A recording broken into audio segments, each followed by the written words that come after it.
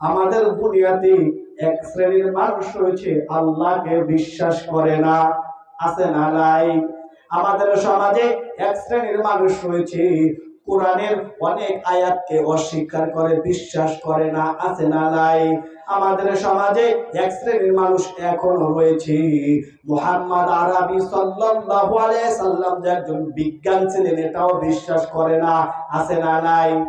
ও মানবিকা তিনি মুসলমান, আমি সংক্ষেপে আপনাদেরকে আমার জীবনে ঘটে যাওয়া ছোট্ট একটা কাহিনী শোনাতে চাই। আমার হঠাৎ মনে পড়ে গেল, আমি একদিন নূর অপটিক্যাল তো আমরা সকলে চিনি, যেহেতু আমরা খুলনার বাসিন্দা। হাদিস পার্কের পাশে যে চশমার দোকানগুলো রয়েছে, আমি আমার একটি মসজিদের কাজে আমি একটি চশমার দোকানে গেলাম। চশমার দোকানে যাবার পরে এক লোকের সাথে আমার সাথে সাক্ষাৎ হলো। আমি এবং আমার মসজিদের মুয়াজ্জিন সাহেব আমরা দুইজনে ছিলাম। ওই লোকটা আমাদের মাথায় টুপি দেখে, গায়ে জুব্বা দেখে আমাদেরকে প্রশ্ন করলেন, হুজুর একটি প্রশ্ন করতে চাই। আমি বললাম, আঙ্কেল আপনি প্রশ্ন করেন, সমস্যা নাই। যদি জেনে থাকি আপনার প্রশ্নের অ্যানসার পাবেন, আর যদি না জেনে থাকি তাহলে আমাকে মাফ করবেন, অ্যানসার দিতে পারবো না। ওই লোকটা আমাকে বলল, একটু বলেন তো ওযু ভঙ্গের কারণ কয়টি? আপনারা একটু বলেন তো ওযু ভঙ্গের কারণ কয়টি? 60টি। কয়টি? ওযু ভঙ্গের কারণ 60টি। আমি ওনাকে বললাম, আঙ্কেল আপনার প্রশ্নের অ্যানসার হলো ওযু ভঙ্গের কারণ 60টি। ওই লোকটি আমাকে বলল, এক নম্বরে কি? আমি বললাম, এক নম্বরে হলো পায়খানা বা প্রস্রাবের রাস্তা দিয়া কোনো কিছু বাইর হওয়া। যদি পায়খানা প্রস্রাবের রাস্তা থেকে কোনো কিছু বের হয়ে যায় তাহলে সেই মানুষটি অপবিত্র হয়ে যায়, তাকে পবিত্র হতে হলে আবার ওযু করতে হবে।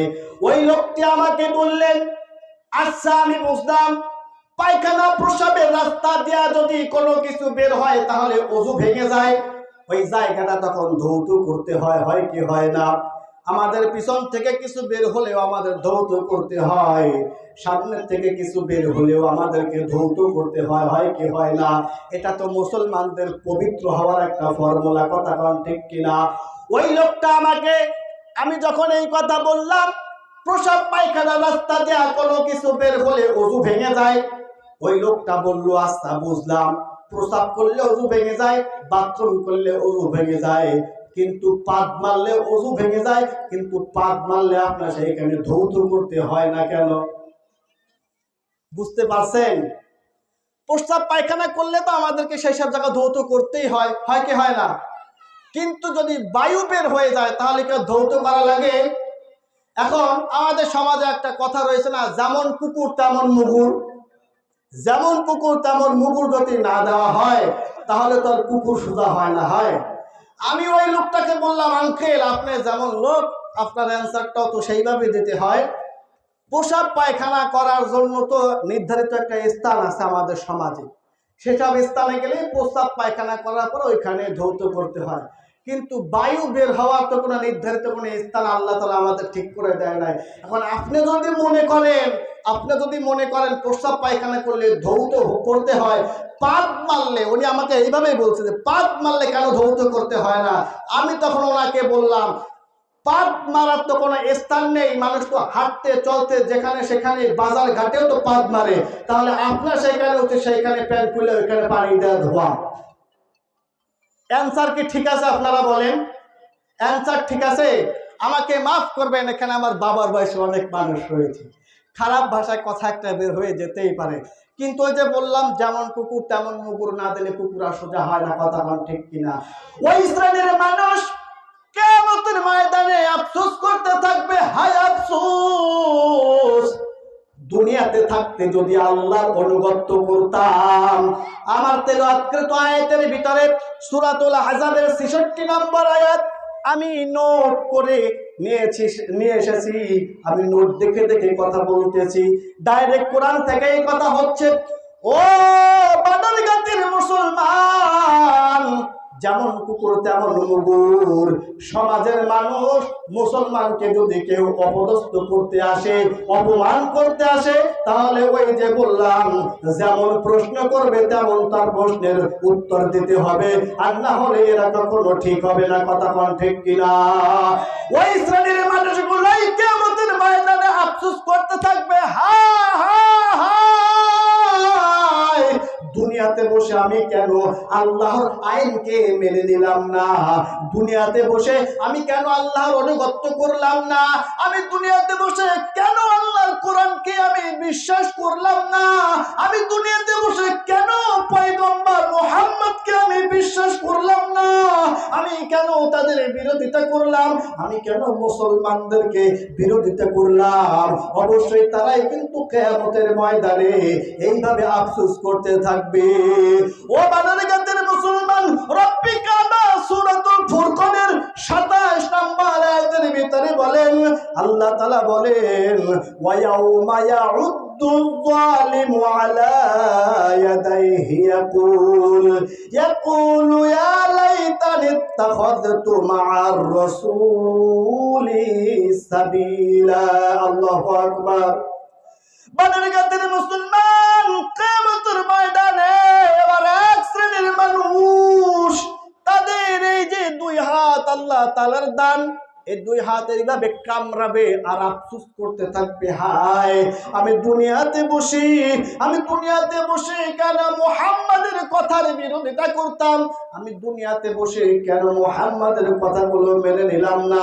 আপনারা সকলেই জানেন বর্তমান বিজ্ঞানীরা যা বলছেন, এইসব কথাগুলো আর এইসব ঘটে যাওয়া জিনিসগুলো আমার নবী এখান থেকে আরো বহু বছর আগে বলে গেছে। কথা কোন ঠিক কিনা?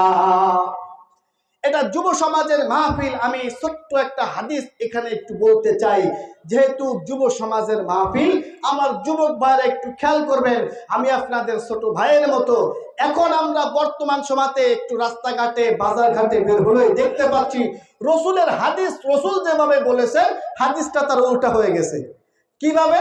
দেখেন, আল্লাহর নবী বলেন, মা আসফালা মিনাল কা'বাইনি মিনাল ইজারি ফিন্নার।